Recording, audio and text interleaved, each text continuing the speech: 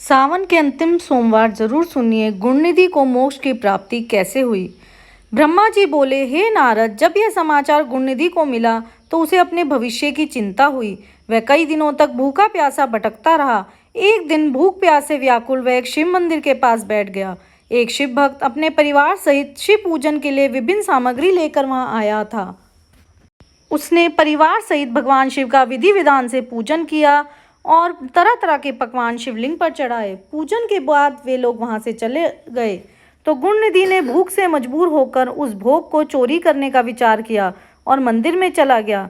उस समय अंधेरा हो चुका था, इसलिए उसने अपने वस्त्र को जलाकर उजाला किया।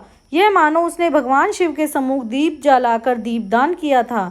जैसे ही वह सब भोग उठाकर भागने लगा, उसके पैरों की धमक से लोगों को पता चल गया कि उसने मंदिर में चोरी की है।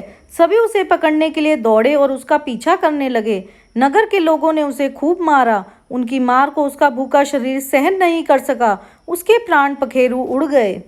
उसके कुकर्मों के कारण यमदूत उसको बांध कर ले जा रहे थे। तभी भगवान के पार्षद वहां आ गए और गुणनिधि को यमदूतों के बंधनों से मुक्त कर दिया। यमदूतों ने शिवगणों को नमस्कार किया और बताया कि यह बड़ा पापी और धर्म कर्म से हीन है। यह अपने पिता का भी शत्रु है। इसने शिवजी के भोग की भी चोरी की है। इसने बहुत पाप किए हैं। यह यमलोक का अधिकारी है। इसे हमारे साथ जाने दें तथा विभिन्न नरकों को यह भोग सके।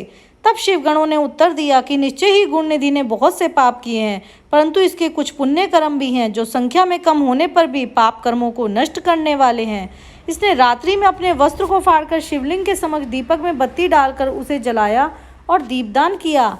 इसने अपने पिता के श्रीमुख से एवं मंदिर के बाहर बैठकर शिवगणों को सुना है और ऐसे ही अनेक धर्म कर्म किए हैं। इतने दिनों तक भूखा रहकर इसने व्रत किया और शिव दर्शन तथा शिव पूजन भी अनेकों बार किया है। इसलिए हमारे साथ शिवलोक जाएगा, वहां कुछ दिनों तक निवास करेगा।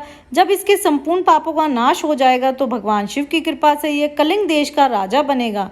अतः यमदूतों, तुम अपने लोक को लौट जाओ। यह सुनकर यमदूत यमलोक चले। उसके पश्चात गुणनिधि नामक ब्राह्मण को लेकर शिवगण शिवलोक को चल दिए। कैलाश पर भगवान शिव और देवी उमा विराजमान थे। उसे उनके सामने लाया गया। गुणनिधि ने भगवान शिव उमा की चरण वंदना की और स्तुति की। उसने महादेव से अपने किए कर्मों के बारे में क्षमा याचना की। भगवान ने उसे क्षमा प्रदान कर दी। वहां शिवलोक में कुछ दिन निवास करने के बाद गुणनिधि कलिंग देश का राजा अरिंदम के पुत्र दम के रूप में विख्यात हुआ। हे नारद, शिव जी की थोड़ी सी सेवा भी उसके लिए अत्यंत फलदायक हुई है। इस गुणनिधि के चरित्र को जो कोई पढ़ता अथवा सुनता भी है, उसकी सभी मनोकामनाएं पूर्ण होती हैं तथा वह मनुष्य सुख शांति प्राप्त करता है। बोलो हर हर महादेव।